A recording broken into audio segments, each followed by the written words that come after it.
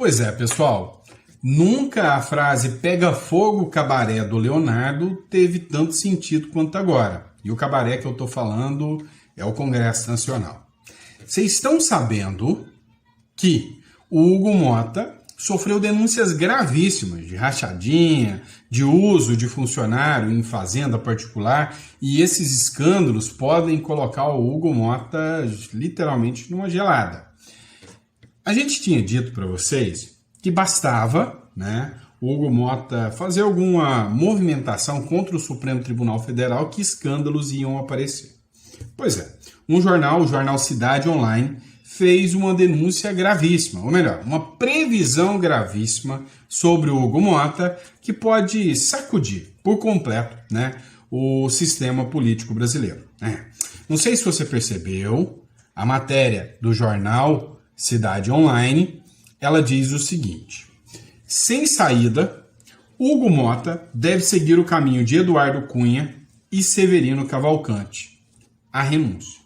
E assim, é óbvio que nós estamos malucos para ver o Hugo Motta literalmente fazer, principalmente como o Eduardo Cunha, né? Ou seja, vai lá, solta o impeachment, depois renuncia. O que acontece? Tanto o Eduardo Cunha quanto o Severino Cavalcante foram vítimas de... na verdade, quem foi vítima foi o povo brasileiro, mas eles foram alvos, né, de denúncias gravíssimas sobre escândalos de corrupção que eles sofreram. E isso poderia levar à cassação do mandato e um monte de coisas. Antes de ser condenado, para não concorrer à hipótese de inelegibilidade, eles pediram renúncia do cargo, né, para tentar escapar da acusação gravíssima que eles sofriam.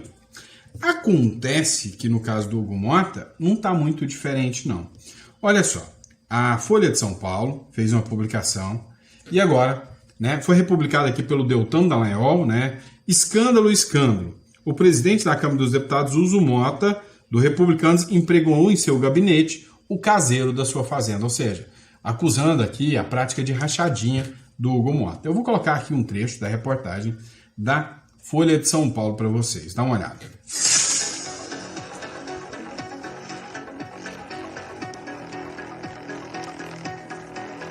Eu sou Lucas Marquezin, repórter da sucursal de Brasília da Folha de São Paulo, e a Folha publicou uma reportagem mostrando que o presidente da Câmara dos Deputados, Hugo Motta, contrata como secretário parlamentar em seu gabinete o caseiro dele em uma fazenda no interior da Paraíba, em uma cidade chamada Serraria. O nome desse caseiro, que é contratado com dinheiro público pela Câmara dos Deputados, é Ari Gustavo Xavier, e ele está no gabinete do presidente Hugo Motta desde 2019. O presidente Hugo Motta comprou a fazenda em 2023, colocou ele lá como caseiro desde então. Para apurar essa história, a gente viajou até Serraria, conversou com funcionários da fazenda, ex-funcionários, vizinhos, pessoas da cidade, e todas confirmaram essa informação. Essa revelação da Folha se soma a uma outra que a gente já fez, mostrando que no mesmo gabinete o presidente da Câmara dos Deputados empregava 3 funcionários fantasmas. Depois que a gente revelou esse caso, 2 dessas pessoas foram exoneradas e uma continua lá.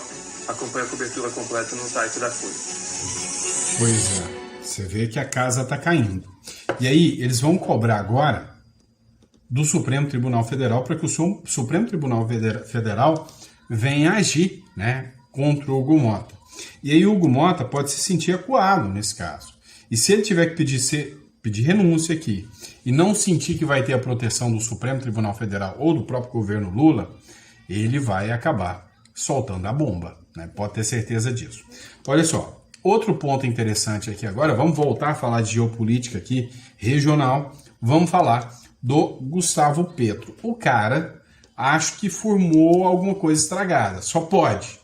O cara, presidente da Colômbia, resolveu nada mais, nada menos, ameaçar declarar guerra contra o Donald Trump. Não, é para acabar, né? É sério, cara, não é brincadeira, isso é real. Ele ameaçou declarar guerra contra o Donald Trump. Essa matéria foi publicada no El Lindsay, tá? Da Colômbia, da própria Colômbia, né? E escreve o seguinte: o Gustavo Petro ameaçou com declaração de guerra os Estados Unidos se atacarem o Maduro. Você lembra que teve uma briga essa semana onde a Maria Corina Machado falou poucas e boas contra o Gustavo Petro? Lembra disso? Disse que o Gustavo Petro era um defensor do Maduro porque ele era um criminal, né? Ou seja, um bandido como o Maduro, falou muitas coisas. E aí agora o presidente da Colômbia vem e diz: se tocarem no Maduro, o exército colonialista americano vai morrer, né? Vai acabar, será o fim dos Estados Unidos. O mesmo discurso que o Maduro utilizou. Tá faltando um aí falar isso também, né? O presidente da Colômbia, Gustavo Petro, lançou fortes advertências a respeito de qualquer possibilidade de ataque dos Estados Unidos contra o regime de Nicolás Maduro, na Venezuela. Em recentes operações, Petro sinalizou, né, que a Colômbia não permanecerá indiferente ante uma intervenção militar estrangeira que busque derrotar o mandatário venezuelano, advertindo que isso poderia desencadear um conflito armado direto com os Estados Unidos. Essas palavras geraram preocupação em toda a região, dada a delicada situação geopolítica entre ambos os países. A postura de Petro se produz em um contexto de crescente tensão, em que os Estados Unidos têm intensificado sua pressão sobre o regime chavista, incluindo a designação do cartel do Los Soles como uma organização terrorista e autorização para usar força militar contra essas redes criminosas. Colômbia, um dos aliados-chave da região, se posiciona assim, é um papel ambíguo, balanceando entre a condenada e a corrupção e o narcotráfico e a defesa da soberania regional, né? Ou seja, ele falou aqui que entre se condenar, né, a corrupção e o narcotráfico, ele prefere usar o discurso de soberania nacional. Parece quem, hein? Você sabe quem eu estou falando. Analistas internacionais advertem que as declarações do presidente colombiano poderiam aumentar a volatilidade na América Latina e complicar as relações diplomáticas com os Estados Unidos. A ameaça de guerra, ainda que por hora só retórica, tá? Uma ameaça retórica, marca um ponto de inflexão na política exterior da Colômbia e poderia desencadear consequências imprevisíveis para a estabilidade e a segurança regional, né? E a segurança nacional. Ou seja, o Petro está comprando a briga do Maduro. Como eu disse, a gente está correndo o risco aqui, na América Latina, de ter uma guerra continental. Não estou falando de guerra mundial, mas uma guerra continental entre aliados dos Estados Unidos e opositores dos Estados Unidos. E aí, deixa eu te contar uma coisa. Se estourar, adivinha de que lado que o Brasil vai estar? Hein? Aposta, né? Eu aposto com vocês aqui. Eu sei de que lado que o Brasil vai estar, né? Agora, o Equador já declarou que o seu exército está à disposição do Trump para enfrentar o Maduro. E se a Colômbia declarou que o seu exército está à disposição a favor do Maduro, já faz dos Estados Unidos, do Equador e Colômbia inimigos por tabela, né? Ou seja, é uma guerra que já não envolve só Estados Unidos e Venezuela mais. Agora, para brincar um pouquinho mais com a situação, né? Uma publicação da própria Assembleia Legislativa do Paraguai, tá? Olha só. O Senado paraguaio insta o Executivo a declarar o Cartel de Los Soles como uma organização terrorista internacional e colocar o Exército à disposição, meu amigo. Dá uma olhada. O Senado paraguaio instou o Executivo a declarar o Cartel de Los Soles como uma organização terrorista internacional. É obrigação, né, do presidente, depois dessa declaração do Senado, né, do Senado instar, né, o Executivo tomar medidas e colocar a tropa à disposição para enfrentar o Cartel de Los Soles. Ou seja, a guerra está aumentando. Olha, eu vou falar uma coisa para vocês. Como lá na época da pandemia, muita gente ficou com medo e outros, não, isso não é nada não vai dar nada, e chegou aquele desastre avassalador. Hoje, eu estou repetindo o que aconteceu lá. Não é alarde não, mas a qualquer momento eu sinto o cheiro de uma guerra aqui na nossa região. Aqui virá uma estrutura, né, parecido com o que a gente vê lá, né, nos países árabes, lá, ou seja, um contra o outro o tempo inteiro. Veio o Maduro, declarou guerra contra Essequibo, né, contra a Guiana, Essequibo. Estados Unidos veio e declarou apoio à Guiana. Agora os Estados Unidos diz que vai avançar contra o Maduro. O Equador já declara apoio aos Estados Unidos. A Argentina já declarou apoio aos Estados Unidos. O Brasil já questionou a ação dos Estados Unidos contra Cuba e diz que vê com preocupação a ação militar dos Estados Unidos contra a Venezuela. Ou seja, vai virar um Deus nos acuda. E o problema é que quem estiver aqui desprevenido vai ter que encarar tudo isso daqui de dentro do Brasil, né? Então, eu já estou avisando para vocês há muito tempo. Tenha um plano B, né? Eu já venho falando para vocês. Tenha um seguro liberdade, porque se o negócio aqui der zica, vão fechar fronteiras, brasileiro não vai sair aqui na região, a Argentina não vai querer ninguém, Paraguai não vai querer ninguém, o negócio vai ficar feio aqui, tá? Vai ficar feio, tá? Vamos lá, pessoal. Outra matéria agora interna, né? Assim, eles falam numa tranquilidade, isso até me assusta. Dá uma olhada nisso aqui, matéria da Mônica Bergamo, da Folha do São Paulo.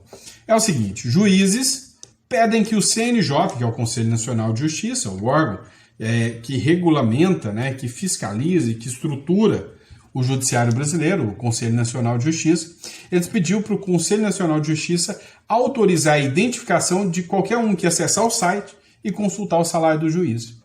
Olha que loucura, né? Se você, brasileiro, quiser saber qual que é o salário que você paga para um juiz, você vai ser investigado. Os seus dados estarão expostos. Não tem sigilo de dados para você. LGPD, enfia naquele lugar, né? A Associação dos Magistrados Brasileiros pediu ao CNJ, órgão oficial do Judiciário, que altere as regras de transparência e autorize o tribunal a exigir a identificação de qualquer cidadão que queira consultar pela internet dados nominais sobre a remuneração de juízes. A solicitação feita em processo administrativo defende que a medida aumentaria a segurança da categoria e equipararia o judiciário ao Ministério Público, onde já existe regra semelhante. Isso é um absurdo, né? Isso é um absurdo, é uma coisa assim, sem precedentes. Acha que é pouco? Tem mais. Ó, esse aqui ainda colocaram, né? A Folha do Maranhão, o jogo é bruto, né? Após apresentar uma denúncia contra Flávio Dino, o STF afasta o Procurador-Geral do Maranhão, que é o Valdênio Caminha, tá? Espera aí que eu preciso esclarecer algumas coisas sobre essa matéria, tá? Tem muita gente publicando aqui, corre risco de cair numa fake news aqui, e calma que não é bem assim, tá? 2 dias após ir ao Supremo Tribunal Federal, acompanhado do governador Carlos Brandão, apresentar uma denúncia contra o ministro, ex-governador do Maranhão, Flávio Dino, o Procurador-Geral da Justiça do Maranhão, Valdênio Caminha, foi afastado do cargo por descumprimento de uma ordem judicial. O afastamento ocorreu em meio a um cenário de tensão política e jurídica do Maranhão. A medida foi determinada pelo STF, que apontou o descumprimento de decisão anterior sem relação direta com a denúncia apresentada por Caminha e Brandão. Tá? Então eu preciso esclarecer isso para vocês. A decisão foi proferida pelo ministro Alexandre de Moraes por descumprimento de ordens judiciais e suspeita de favorecer aliados em um esquema de nepotismo cruzado. Tá? Entre as acusações estão a manutenção do cargo e do pagamento de salários a Gilberto Lins Neto, mesmo após o STF determinar sua exoneração, além da nomeação do filho de Caminha e indícios de troca de favores ao EMAP. O Valdênio Caminha, procurador do Maranhão, ele apresentou uma denúncia, né, contra o Flávio Dino, falando que o Flávio Dino não poderia julgar ações referentes a questões do Maranhão, políticas do Maranhão, porque ele já foi governador do estado de Maranhão e pediu o afastamento. Então fez denúncias de que o Flávio Dino, né, era incompetente, ou seja, impedido para julgar isso aqui. O que aconteceu foi que, bem próximo do fato, caiu na mão do Alexandre de Moraes um outro processo que acusava o Valdênio de nepotismo e ele foi afastado do cargo de procurador do Maranhão. E aí tem muita gente falando que uma coisa está ligada à outra, né, que foi uma espécie de retaliação à decisão do ministro Alexandre de Moraes para proteger o Flávio Dino. É pesado. Vamos lá, outra matéria. Publicação agora do Bruno Zambelli, né? O médico alerta sobre os riscos à saúde de Bolsonaro. Vocês devem estar sabendo que o Bolsonaro acabou tendo que ser internado, Teve uma lenga-lenga com Alexandre de Moraes, onde o Bolsonaro estava passando mal, tendo crise de soluços, passando mal, teve que fazer um pedido, porque ele está em prisão domiciliar, ao Alexandre de Moraes, para o Alexandre de Moraes autorizar ele ir para o médico para ser atendido com uma emergência. Demorou um pouco a decisão sair, o Bolsonaro foi, e o Bolsonaro está com infecção dos pulmões, entre outros quadros aqui, né? Não está com a saúde muito legal, não. E aí, o médico acabou de fazer uma publicação aqui sobre o estado de saúde do Bolsonaro. Bolsonaro foi recebido por apoiadores, né? Foi ovacionado por seus apoiadores na entrada do hospital. Dá uma olhada aqui na publicação do Bruno Zambelli, né? O médico dando declaração sobre a questão de saúde do Bolsonaro.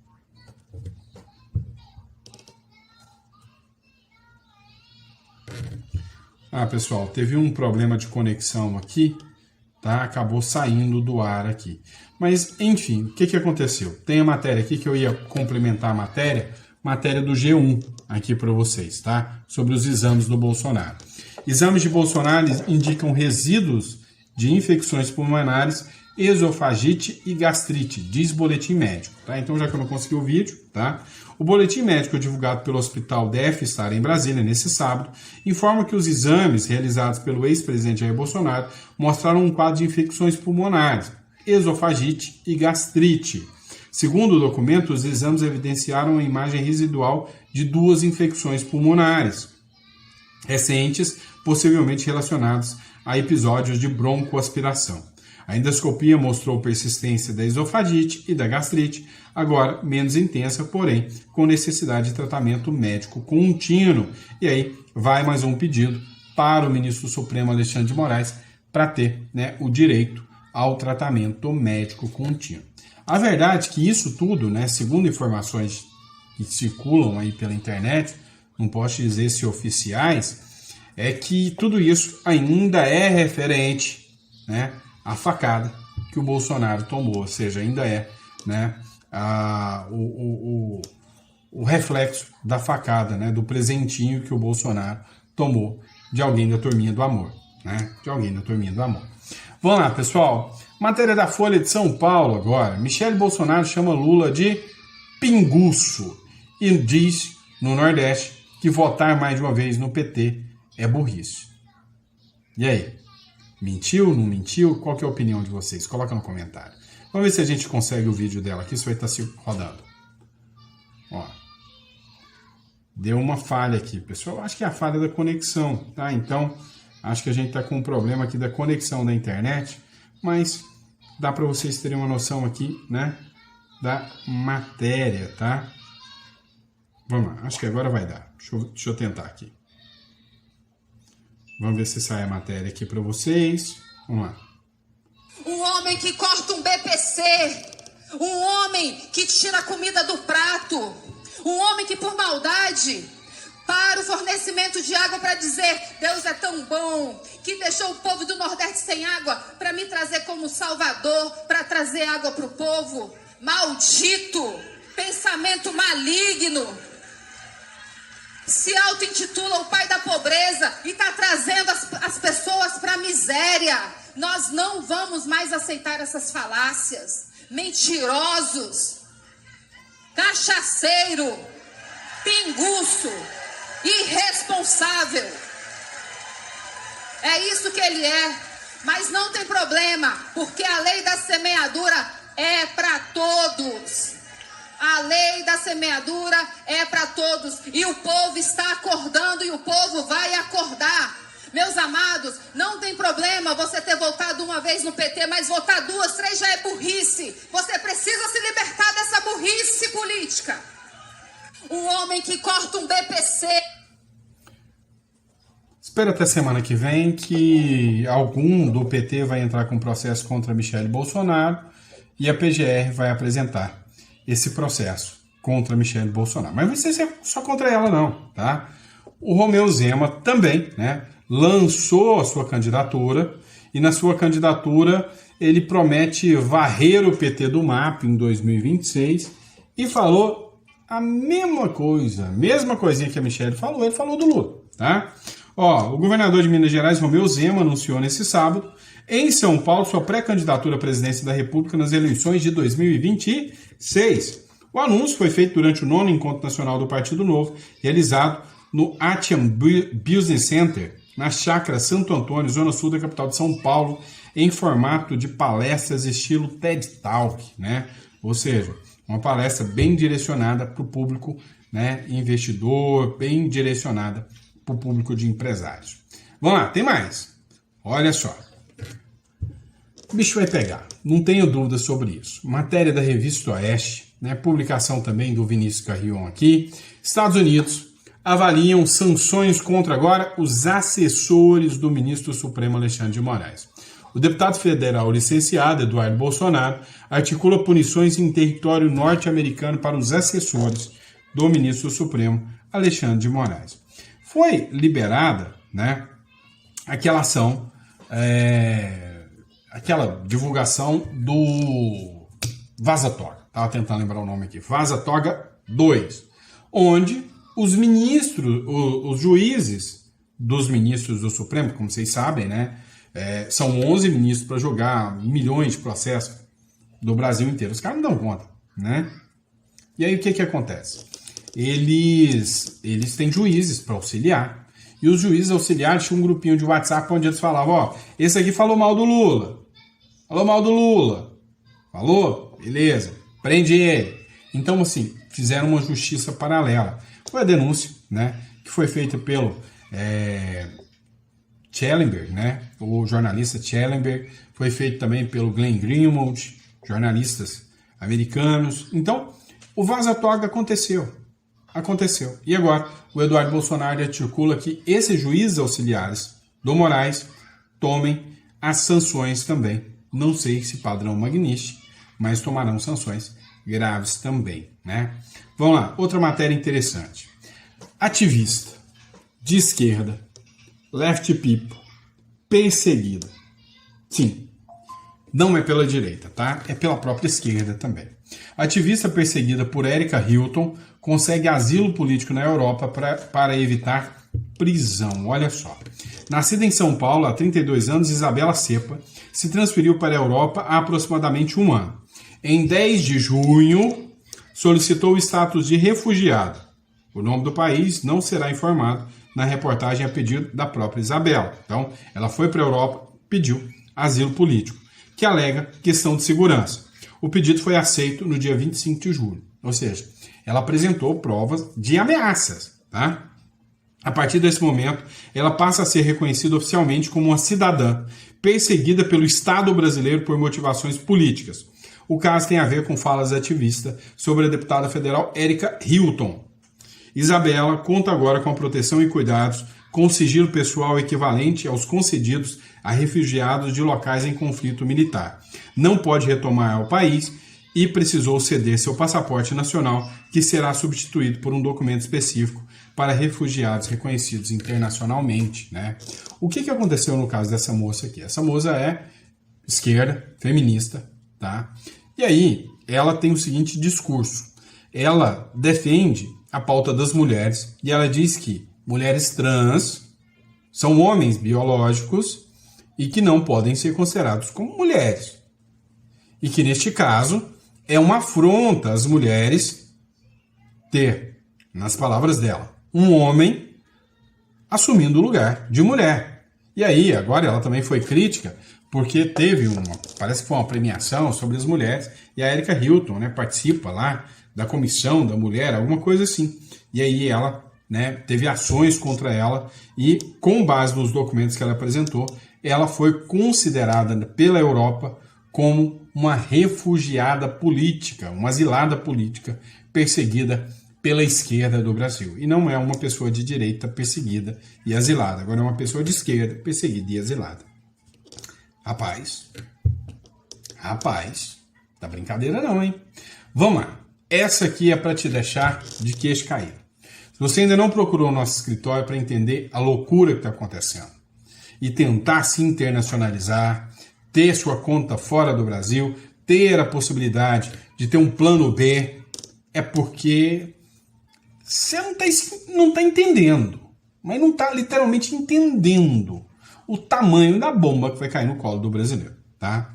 É o seguinte, tem um influenciador, tá? Ele é o PhD, eu esqueci o nome do perfil dele, né? E ele fala sobre o Drex. Eu quero que você preste atenção para você entender o tamanho da bomba. O governo acaba de anunciar que 2026 é Drex na veia. E aí você vai entender o tamanho do buraco. Agora é oficial. Essa semana o Banco Central anunciou que o Drex começa em 2026. Você não sabe o que é o Drex? Bom, deixa eu te explicar. Primeiro, não é Pix.